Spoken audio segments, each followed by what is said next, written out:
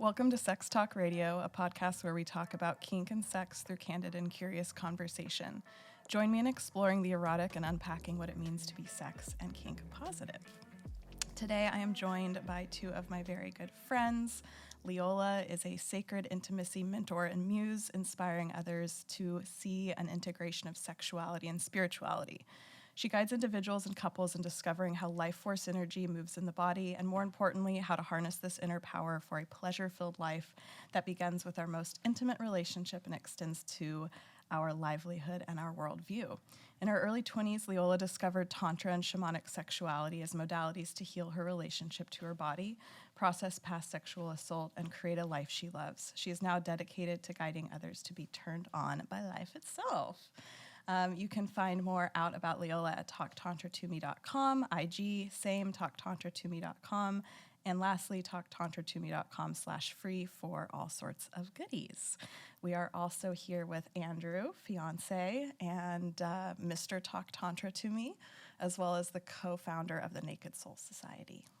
That was a long one. Hi, guys. It was. Oh, my God. Quite the intro. I need like a paragraph. You do? Are you? Yeah. Do you have a little FOMO that you didn't do. have the proper intro? On my drive over here, I was like, but I was thinking about how you talk about yourself on your podcast. Do you want to give us a little intro? How we talk about how she talks about me or what? How you would introduce yourself on the podcast? Oh, I do this like I introduce it when we're facilitating stuff. Is just I'm just a normal human, right? I have like a kind of normie job, and I think that's important, right? Because while it's great to have leaders and vanguards in the space, kind of pushing it forward, and to me, I feel like I can be like an accessible entry point. 1,000%. Right? That's what she said. Yeah, relate. That's what she said. I feel the same, like, about what I'm doing. Like, I think that people that are not at all in the sex or kink space get certain visuals when they think of kink and sex. It might be like dungeons or whatever. And so being that entry point that's approachable and normal, whatever that means. Yeah, exactly. It's like I feel like there's a whole spectrum of stuff, and at least for me, speaking from my perspective, I knew I was like a little weird in that space. And what does that mean? Like you have. I don't like the word weird. Well, yeah, no, like, even when I said it, I was like, that's actually indicative of what I'm talking about. Where, meaning it's like, there was like an acceptable way to be sex-wise, and I was off what that was. Sure. And I'd always kind of felt that way and been that way. And I didn't know where my tribe was or my people were or where the space was or how to get access to it. And like all the stuff that I found was didn't really seem accessible to me, and was like, well, I'm not quite there or that. Right. I might have been, but it's like I needed like an on-ramp. Yeah. And I view myself as kind of just that dude. Love it. And I was the on-ramp. Using my sexual witchcraft to ensnare both of you. Basically. Yeah, I mean, I didn't feel like I had an entry point either. I would always hear about crazy things or sex parties and be like, I wonder if that would ever be a part of my life. I mean, honestly, I feel like the community collective life we all live is like something I never would have imagined. It's totally beyond my wildest sexy dreams. It is my wildest dream come true. I love Speaking of which, wildest and mildest. Yes, we will absolutely fucking get there. Because that changed my life, and I tell people about that. I'm like, you can experience whatever you want.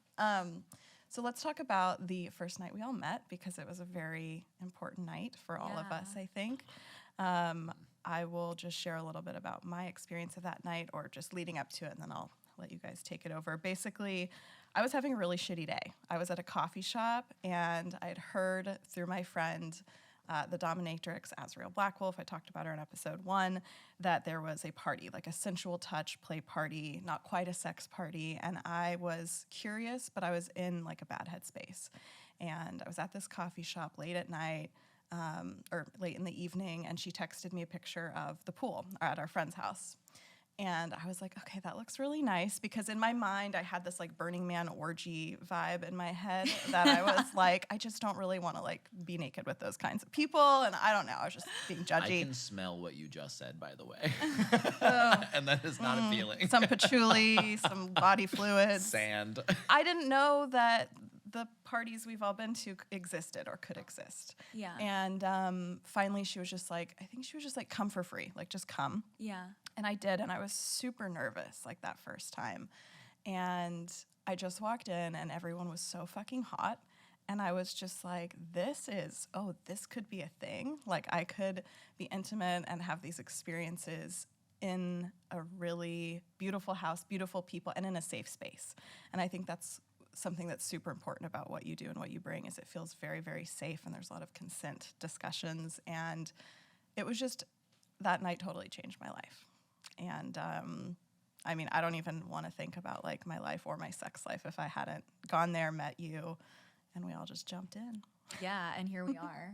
So beautiful. My experience of that evening, so we had been doing these sensual play experiences, which are one step down from like a full play party, but it's connective and it's intimate, and there's space for exploring desire, but also just like healing as well.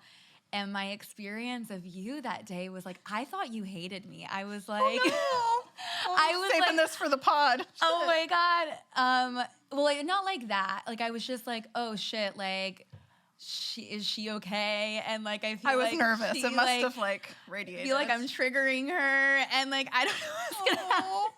And here we are, like, good friends a year later. It was probably like my resting bitch face of like, I'm terrified. Well, I think it was also, we were doing a particularly intimate exercise. Oh, and you showed me your vagina. Yes. Yeah. There were some yoni gazing. That was a shock to my sheltered little brain. Yeah. And, you know, how all good friendships start. Oh my gosh. So. Didn't hate you. Good. I mean, alas, we're here. So then there's more than one misperception of that night. Very important people in your life. Yeah, very important people in your life. I actually met you at a different one. That was later. Okay. Because I met you at the Shibari one. Yeah. You were. I'm talking about the Shibari one as well. Oh, were you at the Shibari one? Yes. Okay. Mm-hmm. So I was all nervous and freaked out, and then I went to the first one. There was no vagina gazing at the Shibari one. Okay, so now let's talk about the Shibari one. Okay. That's where you met Andrew. I was just getting them blurred together in my head. I don't think I realized you were at the Shibari one until just now, but rad. Yeah. Okay, so I met Andrew at the first play party that I did in this particular house with this group of people. And yeah, was it the first? Yeah, it was the first one. Andrew walked in the door, and I was like really nervous because this is my first time in this new space. It was also my first time co-facilitating with Azriel. And it was my first event here in Austin since I moved here. So I'm very nervous. But then Andrew walks in, and I just had this like immediate knowing I'm gonna have that man's baby. Like it's like the thought just came alive in my brain. Not even like I want, like I'm going to. It was just like a certainty, which I've had before with people, not about children though. It's been like, oh, I know I'm gonna fuck that dude, or like there's something's gonna happen there, whatever. But never was there a like children or procreative element involved.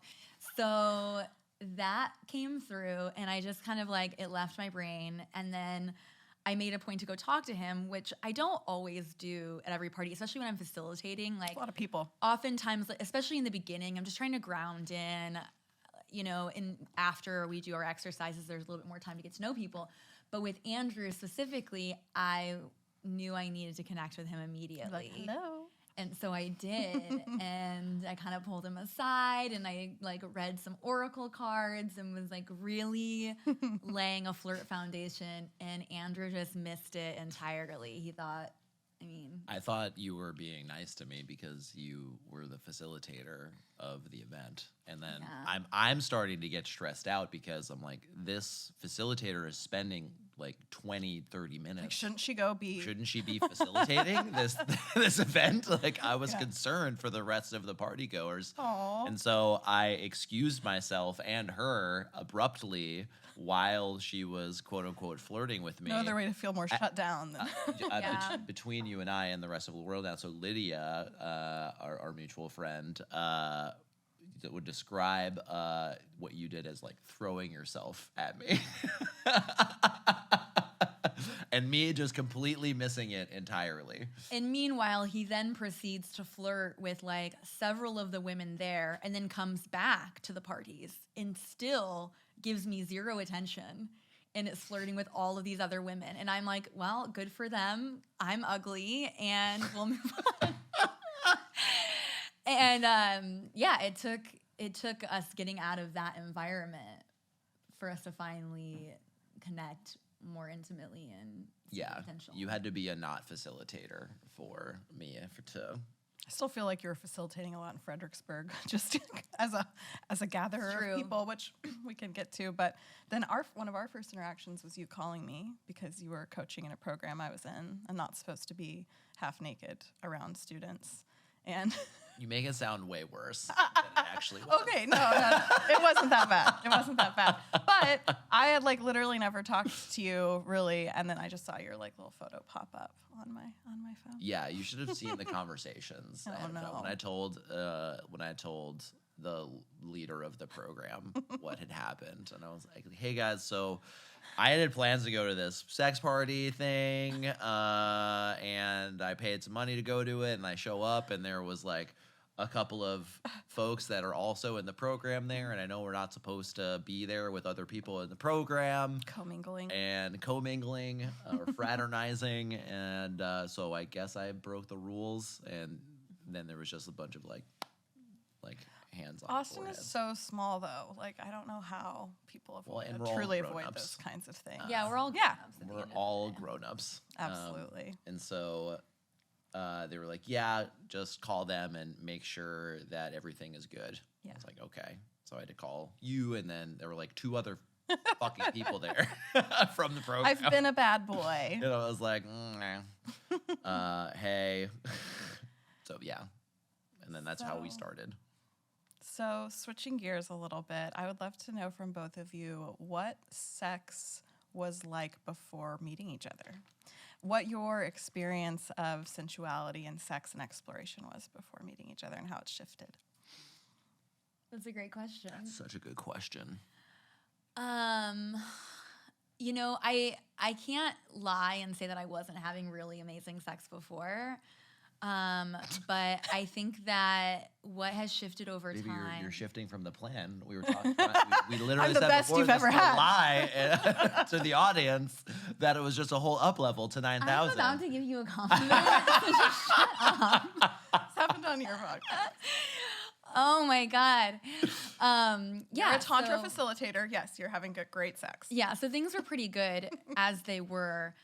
And what has evolved over time, what Andrew has created in my sexuality is a lot of safety and healing and the ability to surrender and to trust and consistency. And yeah, there's just something about being like knowing like out is not an option. We're in this, and it just creates space to really go deep and explore and be super vulnerable and open up. And,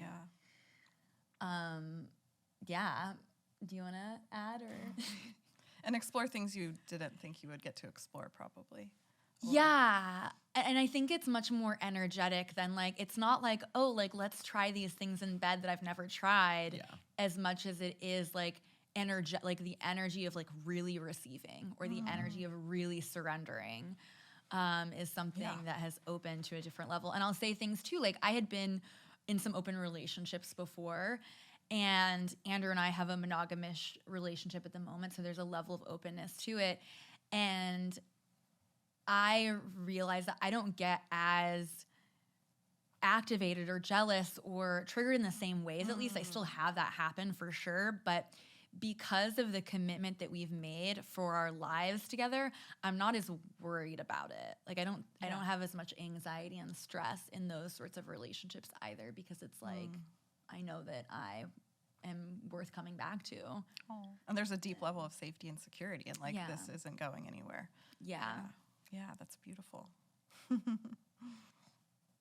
have Andrew. so many things to add, like that I'm excited to talk about in this realm. Also, I just want to chime in for you, Andrew. I think that because her world was in the sex space for so many years, I'm curious also just what it was like jumping into that. Jumping into a relationship with someone who's in the space. Yeah. I mean, it's still like peeling off layers of like what I'm okay with and what is becoming like normal to me. Sure. With the sex before, sex for me had always been something that just made sense ever since the very first time. And I always really loved it, and it always resonated with me and flowed really well and easily. And it's so funny that it's like my brain is going, and then I met Leola, but that's not what that makes it sound really bad. I had some sex, it flowed, and I had always been kind of the leader in the sex space with my partners. More dominant. They always. I don't even mean dominant. What I mean is that they were always kind of like less experienced, not really knowing the stuff to do or what they really wanted. We're like educating. And so part of it was uncovering their true desire. It can be a lot of work. It can be, yeah. It's way easier to get to the bottom of that stuff when someone's like really, really horny. And so I love that. Helps Yeah, a lot. A little dirty talk, something spills out. Yeah. So, is that we're tapping into some primal stuff, and so if we can get past a lot of the shame and trauma and fear and guilt and build that sense of trust and safety and also get really aroused, then all sorts of really cool, fun stuff can come out of that. But I was primarily taking that role with some exceptions. Sure. And with Leola, I feel like we are co-leaders in this journey together, where Leola is showing me, like, we're talking about energetics of just like this spectrum that's available energetically together. And what do we mean by that, like energetically? Because let's dig into that for a second. That's cool. Of course. Because I like in podcasts, especially in fucking Austin, I hear words like container and energetics and fucking polarity. And I'm like, do you even fucking know what these fucking words mean? And if you do, cool. Well, let's define them at least. Yes, I would love that. And so what we mean in like energetic as opposed to like tactics, it's like, so tactics, like we're going to dress up as like a nurse and a doctor and we're going to role play, right? That's like a tactic or a strategy. Energetically, for me anyway, it's like how I am feeling and rather than what I am doing. And for me, I was like, I had like two lanes energetically of how I was feeling. And I was like, I feel like I am in control and I am like dominant in this. And I am the leader in the sex space. With Leola, it's difficult since it's energetics. It's difficult to put words to the spectrum that is available here and has always been. Go ahead. I can add it. To me, it's just like the range has expanded. Like when we first started connecting sexually, I felt like we were having sex the same way, and I was like, I don't just want to have sex this one way. Can we explore more feeling, more intention? Or it would be like a pattern of how or when or why we'd have sex, and it could only be. Like, it couldn't be when one of us was down or having a bad day. It was, like, always, like... Conditional in a way. And for me, like, if I have a headache, I'm like, let's have sex. Maybe the sex will cure the headache, you know? Okay. Or, like... I believe it. You know, my dog is in the hospital. Let's have sex. Maybe that, like, you know, will help shift and alchemize and, like, can be an emotional release. I would say, like, more than half of the time we have sex, I end up crying. Because to me, it's moving that energy. It's creating spaciousness. And so I think that, like, maybe what you're saying is that it just expanded the range of what's available, and it wasn't always just exploring the same dynamics either. Right. So, yeah. I mean, sex and orgasms can totally shift a headspace. I literally will masturbate to shift my headspace. Like, yeah, it's powerful. It can move the energy. And for me, sex was always like when I'm horny, then we'll have let's have sex, and that is super different now. And it's like now a question can be, it's like, is there some energy that gets to be moved right now? Am I feeling like a little crunchy, or what does crunchy mean? Or anyone who's been in a relationship for any considerable period of time, at least men, I'm speaking to you right now. You kind of know when your woman like needs to get fucked.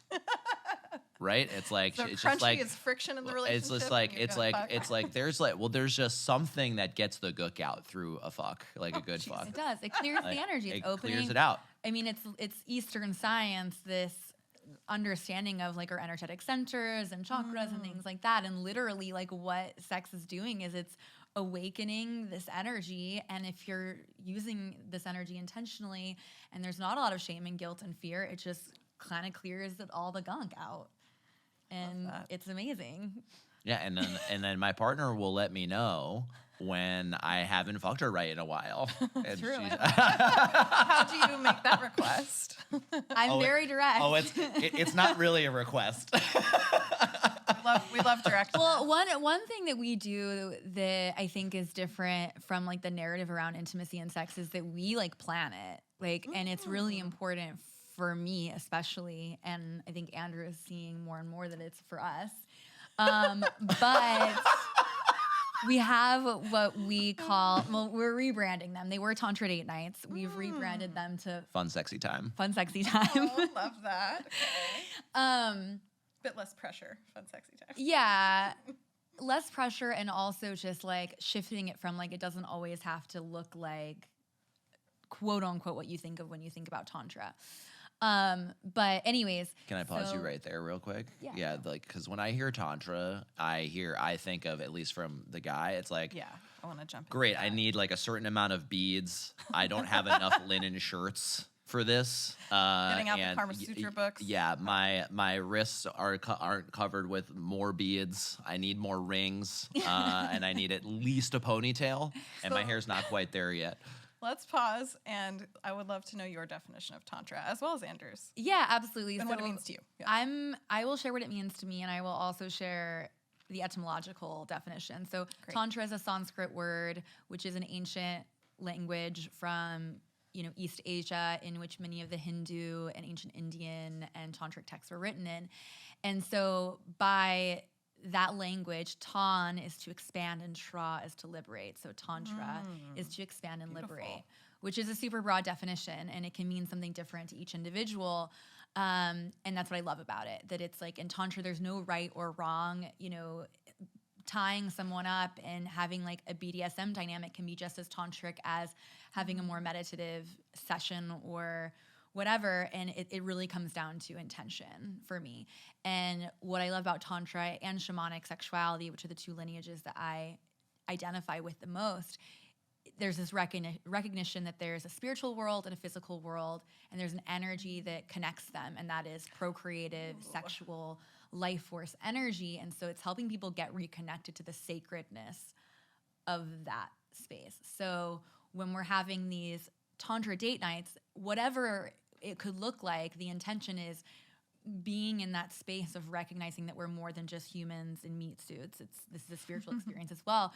But sometimes one of the most spiritual things can be like getting fucking like torn apart with a flog and like feeling alive and being in a space of giving your power to someone. But it can also be expansive to be in a period of conscious celibacy, or it can be liberating to have an orgy. I mean, like it's like every tone of existence, there's space for. It's just getting really clear on what's going to work for me in my current moment to be expansive and beautiful. So the Sanskrit definition isn't sex related. Like, is that kind of a misconception? Yes. Yeah. So tantra in general, like sex and intimacy is like one tool in the toolbox. And there's all these other ways to connect with this energy. And I feel like maybe some people listening can understand that feeling of being like, I'm so turned on by this piece of food, or I'm so turned on by that woman's like beautiful dress. You know, it's like coming into this space of like, I felt that. Like one time I was walking down the street and this gorgeous older woman walked by. I'm not gay. Nor do I like identify as someone who just is attracted to like old women sexually. But I felt that like aliveness in my body. I literally felt an activation near my pussy and my lower chakras. And so it's like, oh, there's so much more. It's just that I feel that most people don't really feel turned on by life, or they don't feel that energy of like real aliveness except sexually, because it's the only place that they've allowed themselves to be like free. Yeah. Kind of, yeah. Yeah, and even Wild. then it's like behind closed doors in the dark. And so to me, it's like this just is like infinitely going out into the universe, into all areas of our lives, that we're just like so disconnected from our pleasure. And it's like the gateway for a lot of people is their sexuality because they're familiar with that turn on. Right. And it's also the energy that brought them into the world. So it's like, yes, I've been thinking about that lately. Like we all came from this shit. We all came from sex. And that's one of the things I loved about going to your parties and continuing to go to your events is like the slowing down, the touching, the exercises. Because sex was always very like rough and like the same, you know, kind of routine. And I liked it a certain way, and that was it. And so to slow down and connect with intimacy so differently it's very powerful. Yeah, it is. So we came up on what is tantra because we were talking about the tantra date nights and planning sex and planning intimacy, really. I just want less about the sex. Before we get into that, I just want to say how you feel about that older woman, or felt about, is how I feel about the Cheesecake Factory. Oh my God. So, you get a little tinkle in your... Yes, it's right there. As soon as I see the pillars and the menu. By the way, we should all go there. For one of our play parties before, the night before, we went to the Cheesecake Factory. Oh, no. And we were talking about, like, we were running through, like, some of the things we want to facilitate. And we were like looking around and realizing that the Cheesecake Factory would be such a dope location for a sex party, because like it has all those like big pillars and it's like beautiful. Like if you took out all the tables and just had it kind of like a Greek, space, like ancient Greek. It is. Yep. And yeah, if you don't believe us, go to the Cheesecake Factory and see for yourself and picture it through the eyes of someone who would be hosting a sex party. Tell me it's not perfect. Oh my God. I love just talking about being turned on by things that aren't a person and a body and sex. Like that's really something I get to think about more now. Yeah. Yeah. Bring that pleasure into the day to day. Use sex as a gateway, but there's a lot more there for sure. Yeah. What does Tantra mean to you now that you've jumped into all of these? I'm going to not have a definition for it that's anywhere near as holistic and inclusive and phenomenal as Leola's. But the way that I think about it, at least for me, is, and you touched on it a little bit already, is slowing down. And it can be in and with anything or anywhere. It's not really a sex thing. Yeah. We were talking about food and cheesecake. I was only kind of like a little bit joking, because it's like food for me is another great like tantric thing. Sensual eating. It's just like slowing down and savoring the thing. Because I don't know about you, but I can eat pretty fast and just like scarf it down and just like the job of this food is to make me full. Yeah. Much like the job of this sex is to make me come. Yep. Yeah. And I'm kind of putting, it's like, analogy. whoa, wait a second. There's a whole lot of stuff in between the start of this and then the quote unquote end goal. Right. And for me, coming is like the least interesting part of sex. There's 99% of the sex is leading up to that. And there's so much juiciness in there. And for me, Tantra is tapping into that 99% and really paying attention to it. Yeah, it really just comes down. I take it back. That was an awesome definition of Tantra. That was great. That was really, don't be so hard on yourself. I was like, that was a strategy. I know it. Set the low expectations and then come in there. Yeah, Oh dark wizard. it really comes down to presence and letting go of goal and attachment and being with what is. And so for that, like a big piece of tantra is also emotional alchemy and being present for like, even in the crunchiest, most painful, grief-ridden moments, how can you see that as a moment of like, I'm really alive and I've really loved in a way. And that's where this pain is coming from. Wow. And allowing that to be like, holy shit, I'm alive. This is a moment and let's go. Beautiful. So Tantra date nights. So Tantra date nights or fun, sexy time is our rebrand. And there can be this end goal. So often with sex, the end goal is the orgasm for what seems to be one party in porn or two parties in most good relationships.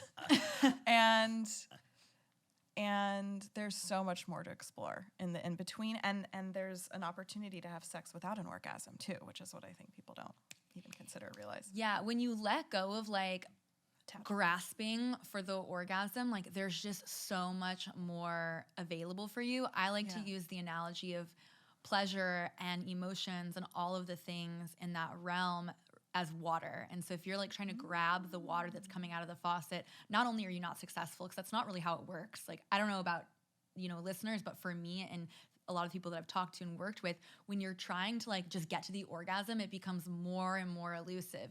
Mm-hmm. And it's the same with like emotions. If you're trying to grab happiness or push away pain, it doesn't really work that way. You just need to be with the present, be with what's there and let it flow. And that's really where the expansion is for me, the juiciness. Beautiful. Let's talk about Fredericksburg, where we all met, and then your first date night. Yeah. So we went deeper in Fredericksburg, all of us. We'd already met. Oh, yeah. Sorry. Not when we met. No.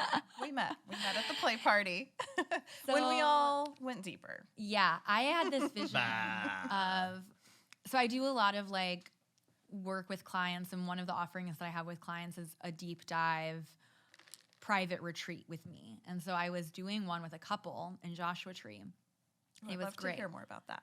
Like what goes on in a private retreat. So it's really tailored to the individual, but we're doing lots of different tantric embodiment exercises as well as tantric body work, and also just like enjoying the land with shamanic practices, and then just enjoying like in life. So going out to eat, and like depending on the location, if there's wineries nearby, maybe we'll go to a winery. I did one in Mexico. We went snorkeling, just various things. But this one was in Joshua Tree, and it was with a couple. And it was amazing. They said things like, everyone should have this experience as their honeymoon. I shouldn't have to wait, 30 or 40 years to learn some of these things. So super powerful. The second night, I administered plant medicine for them, which is something that I often do in those longer containers because there's more space for integration. And so, I take a tiny bit. I give them like a more expansive dose. And for me, just to tap into their frequency, I take like a microdose. So anyways, I'm microdosing. They're doing their thing. I'm kind of giving them space. We were all outside. They were like, is there sex? They for sure had sex that night, and I saw it. But this is the juicy shit. Okay, yeah. They were having sex, and I was kind of just like doing music and just keeping the vibes rolling, whatever, which is great. I'm just creating space for them to connect. Beautiful. So, anyways, but while I was on this, I was like, "Fuck, I want to like." This is so great that I get to do this as my job, help this couple come closer, but I really want to like build more of this into my community and to like create more experiences of connection and intimacy and all of that within my friend group. And I want to rent a dope house. Like, like I spent like $15K or something on this Airbnb for my clients, but like I want to do this for me and my friends. And so, yeah, I brought the idea to our mutual friend who owned the house where we all met, Lydia. I don't know. Does she care if we say her name? Find out. Crop her. I can crop her out. I don't think she cares. But anyways. Shout out. So, and she was like, yeah, let's do it. And so I organized this group of us friends to go, and we had like a certain amount of rooms in the house we needed to have filled. Obviously, I reached out to Thea super early and was like, you should come. And Thea came. Andrew, I hadn't thought to invite originally. But Lydia was like, why don't we invite Andrew? Because we're thinking about, like, we need more dudes. Like, it's, whatever. We need more super hot, charismatic dudes. Left out. And I actually almost didn't go. My mom was supposed to come in, and, like, somebody got sick. I can't remember what it was, but, like, a trip got canceled. And, again, another weekend of my life, same as the first party, where, like, I can't imagine my life if we hadn't all done that and connected in that way. So very thankful. Sorry for whoever got sick, but... Yeah, that's right. You're absolutely right. Last minute, day before. Thea joined last minute. Andrew joined like a month before, and I had already written him off as like, there's no way that we're ever like gonna be a thing ever, because I had already shot my shot and he rejected me. And there were actually other women that were coming to this group trip that he had connected with, and so I'm like, great, I love it. And that's why I thought you invited me, was to connect with those women. Oh my God. But when Lydia and I were talking about inviting Andrew, she was like, Andrew is such a good guy. He's so hot. She's like talking him up. And I'm like, yeah, I know, whatever. And she's like, someone needs to date him. And I was like, I mean, I would do it, but I already tried. It didn't work. One shot, you just wrote it off. And Lydia, and also like you and Lydia had a moment. And so I was like, I saw her. Oh, no, never mind. I didn't want to like, also, her and I had become good friends. I didn't want to like step on her toes. But anyways, in that moment, I was like, would you mind if I ever did? And she was like, no, like with you, like I would never, like I would be so happy for you. So anyways, it was just like kind of like a seed planted. But I was supposed to be going with another dude. Oh. What? Oh. Sean. Oh my gosh, that's right. Yeah, what? That's right. I remember. But we separated before, which is a whole longer story. All meant to be, baby. Everything about that weekend was so meant to be. So I was available. In a way. And so we all connected in Fredericksburg. Do you want to take it from here? Share anything? Sure, yeah.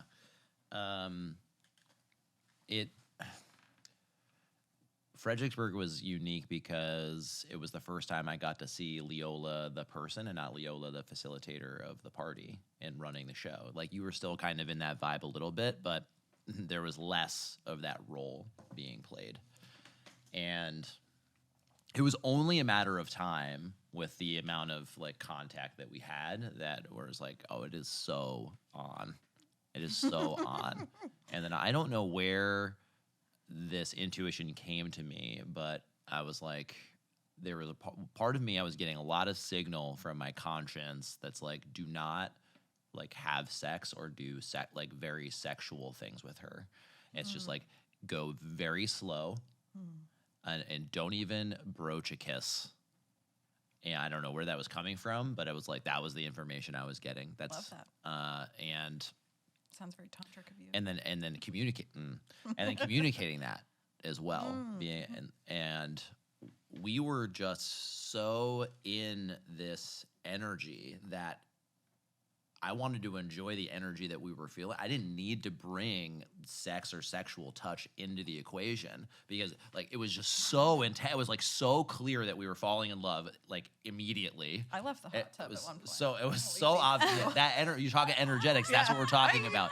You want an example of energetics? It's like you're the third person in the hot tub and you can tell two people are vibing super hard. That's energetics, y'all. Absolutely. And so we're just like teenagers in bed together, giggling and laughing and talking and connecting and talking about everything. And I think, and Leola, you can jump in if you want to, if I miss anything or leave anything out here.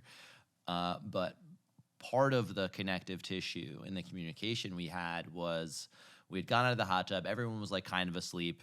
And I knew that we weren't gonna, like, I was like, let's go back up to the bed. And then with the intention, we're not doing anything sexual. Like, I legit, this isn't a tactic. This isn't a move to go do sexy things. It's like, I legit just want to connect with you. More cuddle.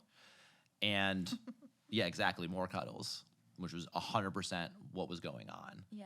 And we get into cuddles. And then I ask Leola a question that's, Discord. I know that sound. I asked a Leola question, which is my favorite question on planet Earth. It's going to seem mundane on its face, but it's, to me, the most important question of life, period, full stop. And that is, what do you want? I'll let that land for a second, because that's a very... About how you answer. Yeah, and then Leola answers with some surface level shit, energetically, and it's not like they were meaningless things. They were all like cool stuff, like I want to facilitate the things and do the thing, like yeah. But it's like, what do you really want that might be difficult to sell to someone that you're falling in love with right now? I didn't say those words, but that was, again, energetically, it was like, yeah, but what do you really want? Do we want the same shit? Yeah. And that springboarded into a conversation. Yeah, and then we went deeper, and we springboarded into a conversation, envisioning our lives of like where we wanted our lives to go. And that coalesced around a family and children, which I would not have pegged for this like sex party running tantrika lady that I'm falling in love with. I'm like, wait a second, are our values and vision aligned? Yeah. Whoa.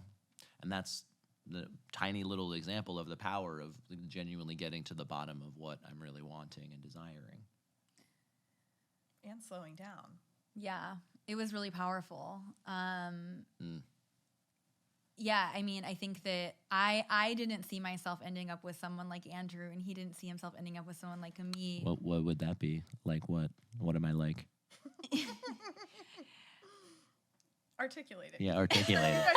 You guys What am I like? I've heard it. Yeah.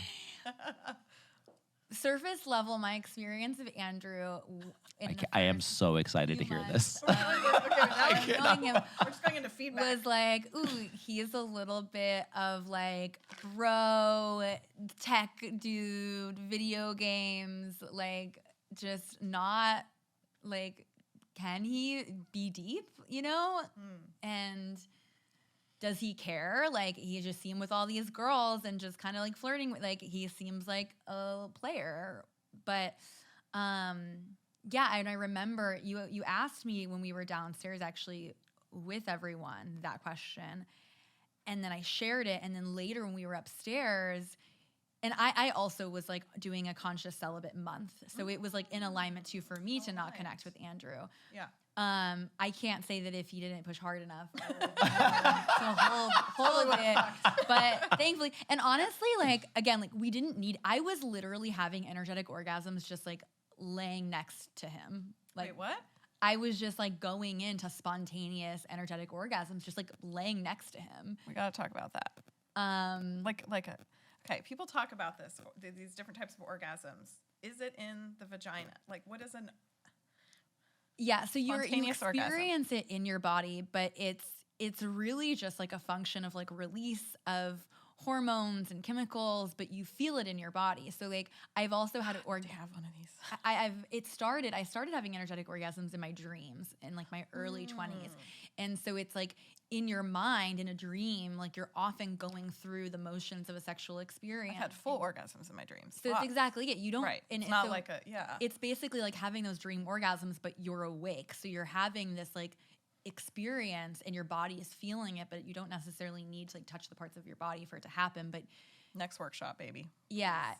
Yeah. So anyways, and I feel like the more you like get in alignment with yourself and live a tantric lifestyle, which is broad and like it's a whole other conversation, the more apt these things are going to happen. Like I remember like arriving at my tantra yoga training and just laying on the ground and I would go into energetic orgasm. Like it can just be like being with someone that's very activating, like your body is just in resonance and it just like gets excited and overflows. So anyways, I didn't need the sexual interaction to be having a sexual experience with him. But yeah, I forgot where I was going. I mean, you had me at, I didn't even have to touch you to make you come. So I think that's all the listeners. That's when our relationship began. And I think that you had never like experienced a woman in that. In energetic orgasm? No. I thought I was like, why are you seizuring right now? I was worried. Speaking of third wheeling again, y'all's first official date was going to a play party together, and I was gonna go. I was gonna be the third wheel again, and energetically, I was like, nope.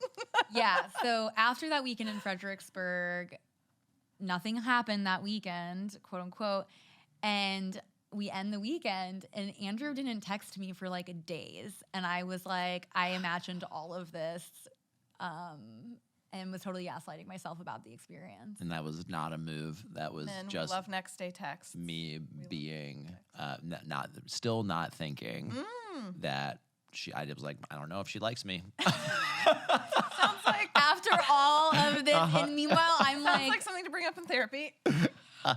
Yeah. My guys on Reddit, you know what I'm talking about. You know exactly know what I mean. And it wasn't until I went over, it was a week later. So it was Sunday, 7 days later, and I went over to Lydia's house, and I was like, I want to ask Leola out on a date, and I want to make this play party thing a date. And I know it wasn't meant to be one, but I want to make it one. And yeah, so we had invited everyone that came on this group trip with us to Fredericksburg to this play party that was happening. And it wasn't one I was hosting. It was one that someone else in the community was throwing. So I invited every one of like the 13 or 14 of us to come. And like half of you guys were like, yeah. I was going to go until I realized yes. it was going to be a third wheel. And I was like, they're going to fuck, probably. Like, we still didn't. But anyway, so then I actually bought the ticket. Andrew messaged me and was like, will you buy the tickets because it's cheaper to go as a couple than as a single dude? Oh. So I bought our tickets, too, for that first date. But it wasn't a date yet. It was like just friends. Until I called you. Until you called me. So we just have a little bit of time left, and I want to kind of talk about play parties because I think that's somebody that anybody listening, as interested as I would have been too before I went to any of them, would want to know what goes down, what it's like, what the experience is. So I'd love for you to walk us through maybe that one at your place that I went to, and I can share my experience of it as well. Which one was that one? The one where I gave 2 blowjobs. No, I'm not sure. With that guy. Wait, was it Christmas? Was it the sushi one? Before sushi. The one before sushi. Maybe Christmas? I don't know. Any of them. I think it was Christmas. Let's just walk us through a play party. Yeah. And yes, we also did place sushi all over Leola's naked body and ate it off of her as we entered the play party. Yeah, so that's a thing that could actually happen in life. Can we preface by saying, like, just the way that, like, however we end up describing what ours are like, it's not indicative. Like, I don't want any listener to copy and paste, like, what this is with any other event. They are not, what's the word? They are not all created equal. Yeah, I had the idea to create Naked Soul Society, which is our play party group, because I had been to a lot of different play parties, and I didn't find one that I was, like, a full yes to and felt safe to explore the depths of my desires. And so that's what it is to me. To be a naked soul is being courageously committed to the nakedness of vulnerability, authenticity, and divine love. And so that's really like the intention that we go at these play parties with, to be, it's not just about having sex, it's about creating real connection and also creating space to explore all that you are. It's very special. Yeah. It's very special. There's a consent workshop for an hour if you haven't been. There's a lot of intentionality. Yeah. So every play party often has something like a little extra or special. So one of them we did like put naked sushi all over me and everyone ate it. Another one we did like a gift exchange. We've had performances. We've had artists. But yeah, so for all new members, as Thea had, alluded to, there is a safer sex and consent workshop, which is really important. So everyone kind of has the same education. We're screening all new members. So everyone that I don't know personally, I have a call with. It's referral based. So we're really making sure that the people stepping into the space have, like, it's not a beginner space necessarily. And it doesn't mean that like you have to have been to some play parties before. It's more about like, are you self-aware? Do you have basic coping mechanisms? Because when we're working with this energy that has from society projected so much shame and guilt and fear, it can be challenging to step into these spaces and it can bring up stuff. So we want to make sure people like can handle their shit. So like that's what we're looking for. And also, what are you contributing to this space? Like we want people that are community leaders, that are artists, that are interesting, that like, again, it goes beyond just having sex with hot people. Yeah, you can't just be hot. It helps. Those are like the LA sex parties. Yeah. These ones have exercises, and you're made to feel very comfortable. If you don't want to participate, I didn't participate in the last one. I just like did some shibari and got tied up, and it was like, it's really fun to watch people have sex. I really like that. Sounds like participating to me. To watch. Yeah, voyeuring is participating. 100%. Yeah. But yeah, no one's being forced to do anything that they don't want to do. It's the important piece. And like being so intentional with everyone is provided with a template for how to communicate desire safely. And in my opinion, what that creates, we're talking about what do you want or what do I want, right? That creates fertile soil for that to be really expressed. And wildest and wildest. Yeah. And that can be really a vulnerable ask to ask someone, hey, I am desiring X, Y, and Z, and I really want this, and face a no, a possible no. Right. And everyone's been there in all sort of levels. It's like just asking someone out on a date. Now imagine it's a date, but instead of a date, it's like, I would really like to do this sexual thing with you. Yeah, the rejection hits in a certain way. And I think what's even more powerful, especially for women, is even getting curious about, what do I actually want? Bingo. Women especially tend to follow the lead of the man, or become for me, I was always, well, what do you want to do? And let me see if I can fulfill your fantasy. But in spaces where there's so many things happening, you can begin to be really inspired by what's possible for you. And there's the safety and the tools to be able to communicate it to others. And that is that's life-changing, because it doesn't just touch your sexuality. When you learn how to ask for what you want sexually, you can ask for what you want in every area of life. You can get what you really want at the restaurant. You can get what you really want from your boss, that raise. So it's like, this stuff, it just touches everything. And love that. Yeah. I do want to wrap up by sharing the mildest and wildest, because when you shared that at your play party, it changed my life. People had already been playing and exploring, and you were basically like, I want people to share their mildest and wildest fantasies. And people went around the room sharing really exciting stuff. Hey, I want to give a blowjob. I want this. I want that. Hey, I want to line up and have a bunch of people come on my face. Like, all of this stuff. And I had no idea that there was an opportunity in life to express those deep desires that bring up a lot of shame and guilt and whatever it might be, and then make those a reality. So the work you're doing is super fucking important, changing people's lives. And I think what I love the most about both of you guys together, I was thinking on this on the drive over here, is the integrity that you both share. That's like a really powerful common trait you both have: integrity and commitment, and change in the world. So thank you for being here. Thank you so much for tuning into Sex Talk Radio. Be sure to give us a follow on TikTok and IG at Sex Talk Radio Pod, spelled Seggs. I appreciate you, and I hope you found this conversation to be empowering and expansive. Thank you, Thea. Thanks. We love you. Yeah.